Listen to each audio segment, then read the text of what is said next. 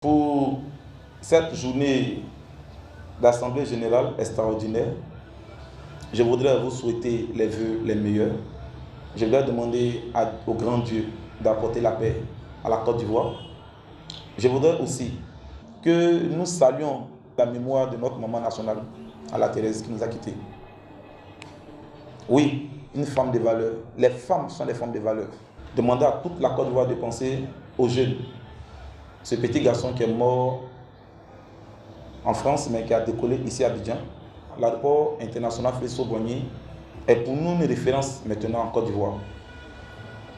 Parce qu'aujourd'hui, déclaré ISO 9001, ça fait partie des aéroports de qualité. Et aujourd'hui, nous avons des directs Abidjan, États-Unis. Mais si un enfant a pu pénétrer notre système de sécurité, simplement nous pouvons dire que nous sommes en danger. Nous sommes en danger. La Côte d'Ivoire a été une fois attaquée par des djihadistes. On a vu des Ivoiriens qui sont morts à Bassam. Nous pleurons avec la famille de cet enfant, mais nous condamnons avec la toute énergie ce qui s'est passé. Et à travers ça, ils sont tentés de déguerpir des populations, surtout les populations d'Adjufo. Pourquoi? Tout simplement parce qu'on nous dit qu'un enfant est mort. La clôture que nous savons, que nous connaissons, cette clôture fait 5 mètres. À l'aéroport international Félix-Houphouët-Boigny, nous pouvons comprendre que la sécurité est au top.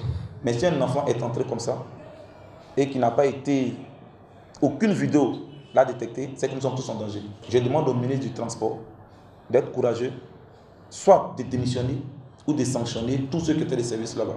L'État doit prendre la famille en compte, mais la population d'Adjufo n'a rien à voir avec la mort de cet enfant. Nous demandons à l'État de Côte d'Ivoire de simplement recaser ces populations, de même les aider à pouvoir s'installer. Si nous disons que c'est Dieu qui donne le pouvoir, c'est Dieu aussi qui établit la réconciliation. Et la réconciliation de Dieu n'est suivie d'aucun chagrin. Le 15, nous tirons la sonnette d'alarme pour demander au chef de l'État, aux politiques, dès maintenant de s'asseoir et puis de discuter. Le président Rikonan Bédié a confirmé, il infirme que 2020, le PDCI sera au pouvoir, sans élection. Le RADP dit c'est calé, c'est bouclé, c'est géré. Le président Afin N'Guessan dit que ces élections-là, que lui aussi va gagner au premier tour. Le président du GPS, le président Soroki Bafri Diop, il a confirmé, il dit qu'il a laissé le tabouret, il va s'asseoir dans le fauteuil. La CEI, notre habite, tout le monde dit la CEI n'est pas neutre. Et la CEI est la base de toute division et de toute guerre en Afrique. Nous sommes fatigués. Nous sommes fatigués de tous ces morts. Quittons les systèmes politiques pour que la guerre s'installe toujours en Côte d'Ivoire. Rappelons-nous du dossier de la CDVR, dont le président Charles Konan Banny, que nous devons saluer, qui a fait toutes des bonnes propositions. Il a même demandé à l'État de Côte d'Ivoire de se déplacer et d'aller chercher Gbagbo et Blé Oudé dans en Côte d'Ivoire, dans la CDVR. Si ça fait partie de la réconciliation, il faut que cela s'impose à la Côte d'Ivoire. Dans ce même dossier, il a été dit, même s'il y a eu des femmes qui ont été tuées à Bobo, il y a aussi des femmes aussi qui ont été tuées à Zonoué, à Diglo, à Makori, partout en Côte d'Ivoire. Toutes ces familles doivent être dédommagées. Ce n'est pas seulement 9 femmes qui ont été tuées en Côte d'Ivoire. On nous a parlé de 3000 morts. Mais on n'a plus besoin de ces 3000 morts encore en Côte d'Ivoire.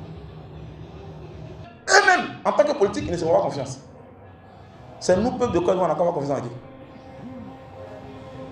On leur demande eux-mêmes d'abord de se réconcilier. Nous avons fait tout ce qui est proposition à l'État de Côte d'Ivoire. Ils ont accepté d'autres et ils ne veulent pas encore nous écouter.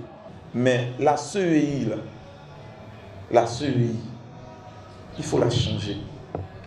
Nous sommes d'accord pour qu'on parte aux élections, mais une élection où le vaincu peut saluer le vainqueur. Mais si ça pouvait être pressé pour aller aux élections pour qu'il y ait des morts, on n'a qu'à reporter, même en 2022, on peut reporter encore de 2 ans. De la même manière, nos cas d'entrée sont périmés. Puis ils ont reporté qu'en 2021, là, on peut reporter. Mais il faudrait qu'on gère le problème de la CEI. Il faut que la CEI là, appartienne et soit réellement neutre. Et qu'à la tête de la CEI, on n'a pas un membre du RADP, mais réellement un membre de la société civile. Et dans la société civile, nous avons des sages, nous avons des religieux, nous avons des femmes.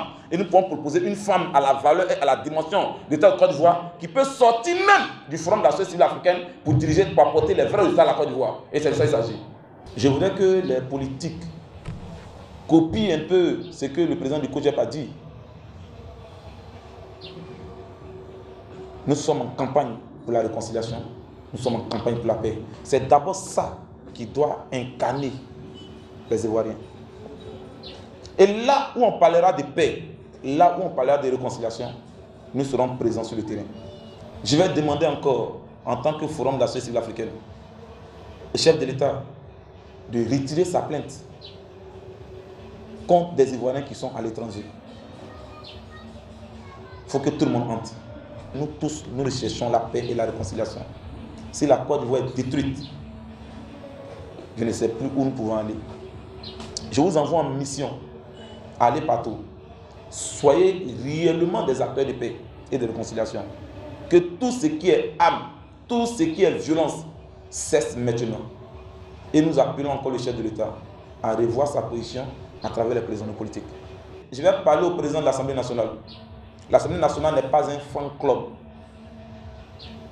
L'Assemblée nationale n'est pas un fan club.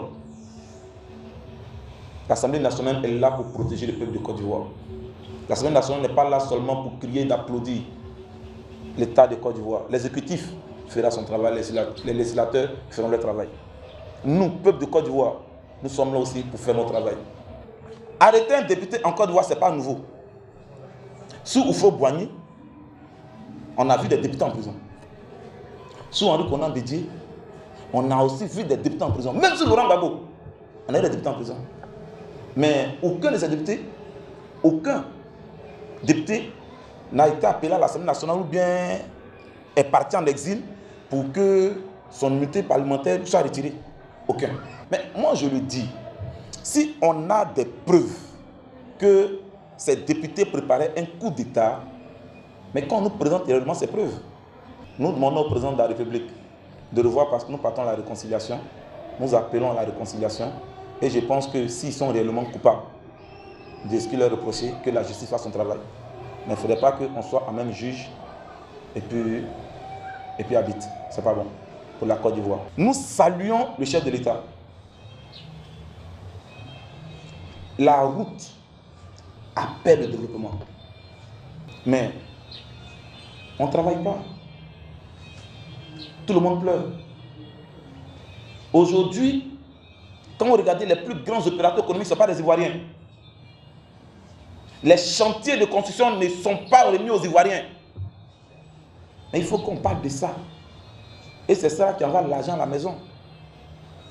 Nous saluons tous ces progrès qu'on a. Toutes ces évolutions. Oui, c'est joli, mais on a faim. On ne travaille pas. Regardez où sont passés. Regardez dans la rue. Promenez-vous s'il vous plaît. Faites un constat vous-même.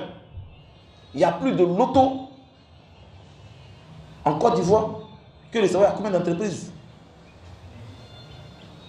La réussite est politique.